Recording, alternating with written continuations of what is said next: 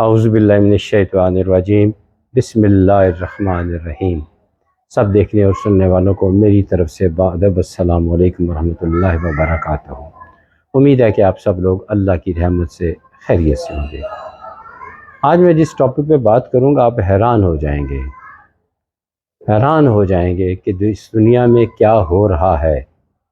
لوگ دنیاوی دکھاوے کے لیے کیا کچھ کر رہے ہیں، کوئی شہرت کے لیے، کوئی دولت کے لیے، کفر کی حد تک چھو رہے ہیں۔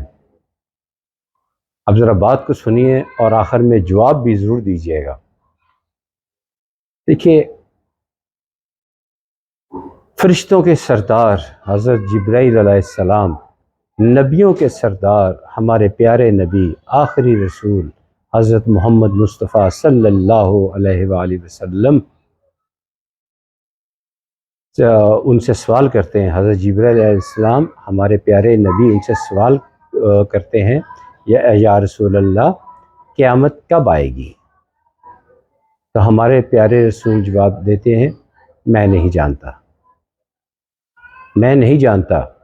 جبکہ ایک پیر صاحب ہیں جن کا اس وقت پاکستان میں طوطی بولتا ہے، داڑھی مونچھ کوئی نہیں ہے، کیا کہتے ہیں، نان سٹاپ سموکنگ، چین سموکر جسے بولتے ہیں، وہ ہے، اور وہ دعویٰ کر رہے ہیں کہ 2023 میں قیامت آ جائے گی۔ نبیوں کے سردار کو نہیں پتہ، فرشتوں کے سردار کو نہیں پتہ، اور وہ فرما رہے ہیں کہ 2023 میں قیامت آ جائے گی۔ میری سمجھ سے تو باہر ہے کہ وہ کیسے یہ دعویٰ کر رہے ہیں۔ کچھ باتیں ان کی میں مانتا ہوں کہ ان کا مطالعہ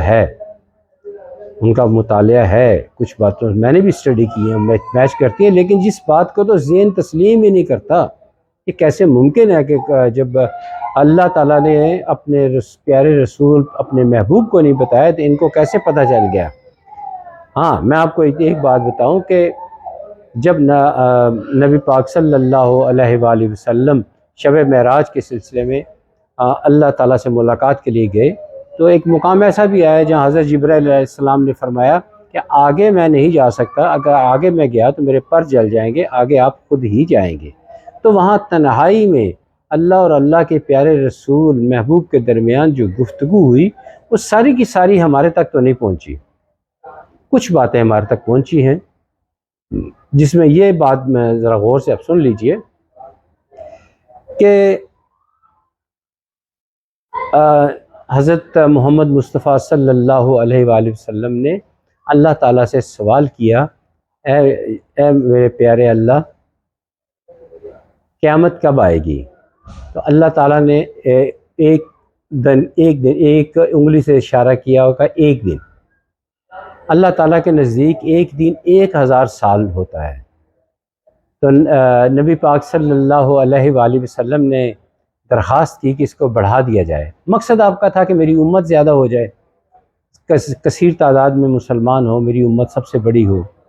تو اللہ تعالیٰ نے اس کو 1.5 کر دیا، آدھا دن بڑھا دیا، یعنی 1500 سال کر دیا۔ اب 1500 سال عیسوی کے ہیں، 1500 سال ہجری کے ہیں، دونوں ہی صورتوں میں یہ ثابت نہیں ہوتا کہ قیامت 2023 میں آ جائے گی۔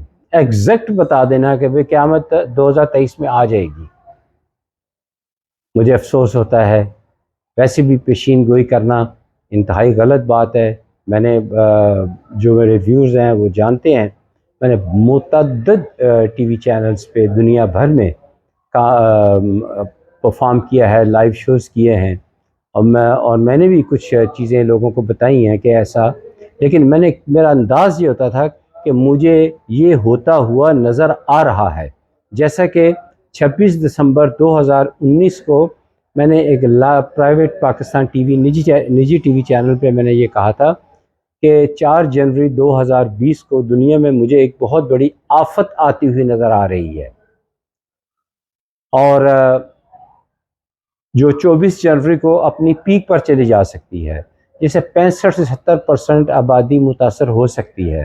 سمندری جہاز، ہوائی جہاز، گلیشیئرز، آئس لینڈز، یہ چیزیں متاثر ہو سکتی ہیں، میں نے ہر بار یہ کہا یہ ہو سکتی ہیں، یہ کبھی آج تک نہیں کہا کہ یہ ہوگا، کیونکہ پیشین گوئی کرنا اللہ تعالیٰ نے منع فرمایا۔ قرآن اندازی اور قرآن نکالنا، فال نکالنا، ہاتھ دیکھنا، پیشین گوئی کرنا، یہ اللہ تعالیٰ نے منع فرمایا ہے۔